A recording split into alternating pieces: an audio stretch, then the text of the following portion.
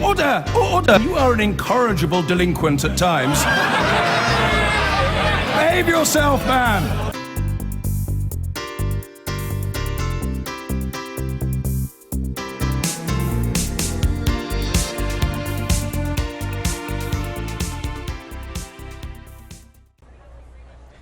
Now, it's becoming an all too familiar refrain in the wake of a mass killing, a passionate debate over gun laws and how to respond to the threat of international terror. Well, joining me now from Washington, D.C. is Neil McCabe from Armed America Radio. And next to me here is Maida Ramanovich from the Council on American-Islamic Relations. Maida, whatever the motivations of this gunman, the point Barack Obama made today was that it was easy for him, whatever his motive, to commit this crime because of the availability of guns. What do you think needs to happen about that?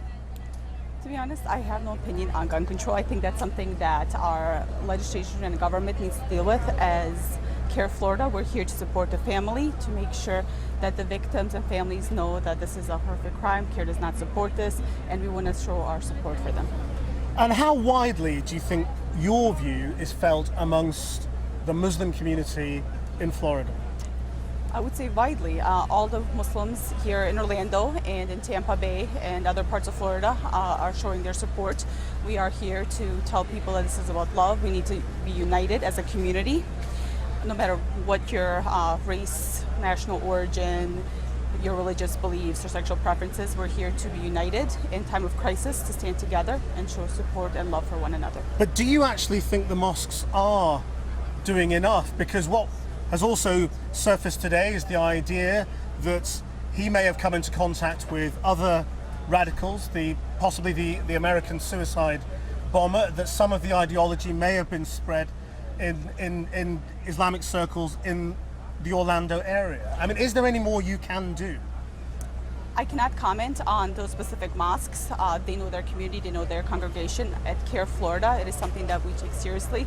We definitely encourage dialogue, and if there's anything that you feel is not okay or suspicious, please contact law enforcement. We encourage people, if they have any information about Omar Mateen, to please contact law enforcement.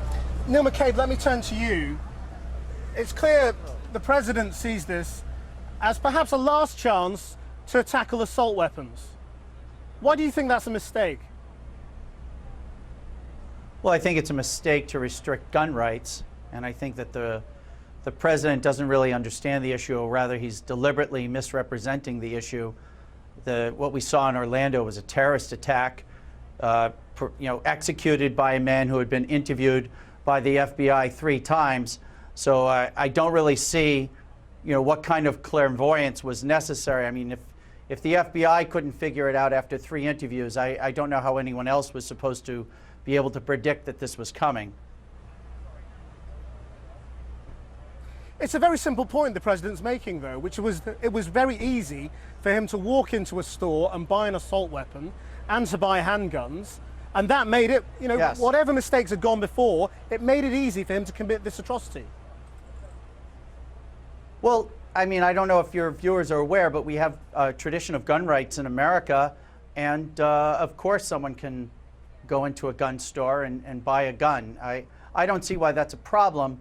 I think that what people are kind of get confused about is the ability to predict future crimes, or the idea that you can pre-punish crimes.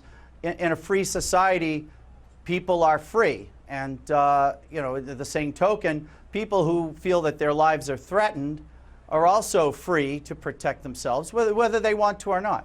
And if you want to be protected by a firearm, you have that right to do it. And so, unfortunately, things that the president and his allies are suggesting are also the very same things that would prevent regular law-abiding citizens from protecting themselves, and creating a sort of super advantage for armed criminals who now have the prospect of a disarmed citizenry.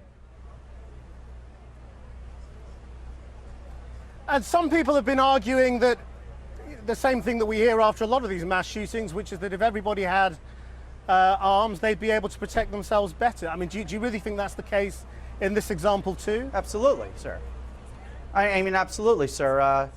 I don't see how anybody can disagree with the idea that you're safer with a firearm to defend yourself. There's no obligation to be a victim. At least here in the United States, I can't speak to your mindset. Maybe you are of the mind that if someone comes after you or your family, that you have an obligation to just be killed.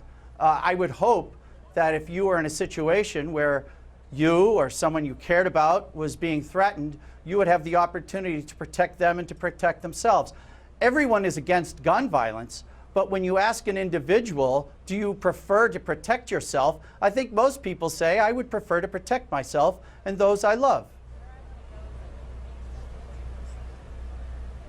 Neil McCabe, we have to leave it there. Thank you very much for joining us. And Majda Romanovic, thank you very much indeed.